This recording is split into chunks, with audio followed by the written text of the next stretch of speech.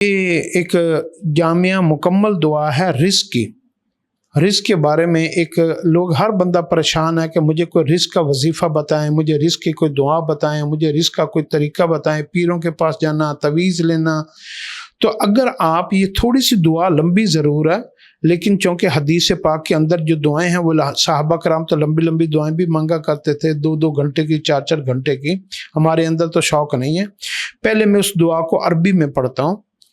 اللہم لک الحمد کلہ، اللہم لا قابض لما بسطت ولا مقرب لما باعدت ولا مباعد لما قربت ولا معطی لما منعت ولا مانع لما اعطیت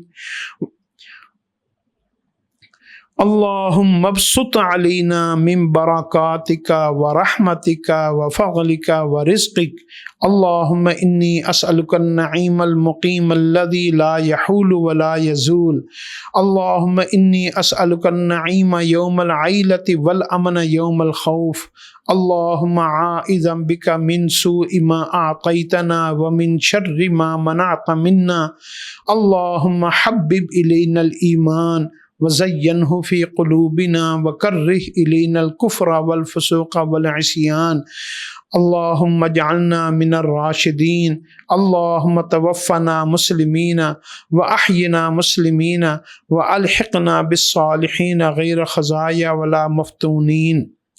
اے اللہ، آپ ہی کے لیے ساری تعریفیں ہیں۔ اے اللہ، جسے آپ دینا چاہیں اسے کوئی روکنے والا نہیں، اور جسے آپ روکنا چاہیں اسے کوئی دینے والا نہیں۔ یہ اللہ کی صفت ہے کہ جس کو اللہ دینا چاہے اس سے کوئی چھین نہیں سکتا، اور جسے اللہ روک لے اسے کوئی دے نہیں سکتا۔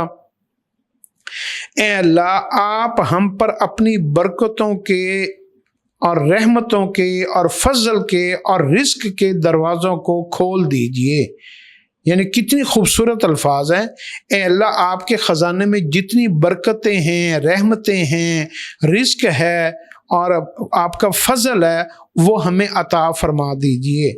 اے اللہ، ہم آپ سے ایسی دائمی نعمتوں کا سوال کرتے ہیں جو نہ منتقل ہو اور نہ ختم ہو، یعنی دائمی نعمتیں جو کبھی ختم نہ ہوں، ایسی نعمتیں ہمیں عطا فرما دیجئے۔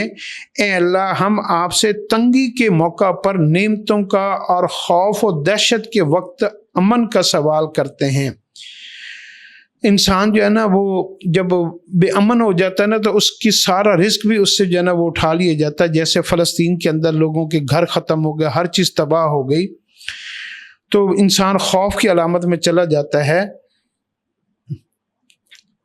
اے اللہ، ہمیں اس چیز کی برائی سے پناہ دیجئے جس سے آپ ہمیں نوازیں،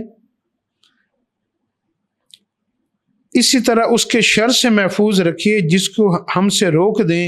اے اللہ، ایمان ہمیں محبوب بنا دیجئے اور اس سے ہمارے قلوب کو مزین فرما دیجئے۔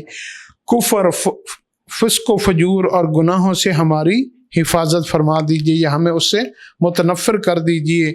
اور ہمارا جب انتقال ہو، ہم جب دنیا سے فوت ہو کر جانے لگیں تو یا اللہ اسلام کی حالت میں فوت ہوں، ایمان کی حالت میں فوت ہوں، اور ہمارا حشر جو ہے وہ صالحین کے ساتھ ہو، اور رسوائی اور ذلت سے ہماری حفاظت فرما دیجئے۔ یہ ایک مکمل دعا ہے۔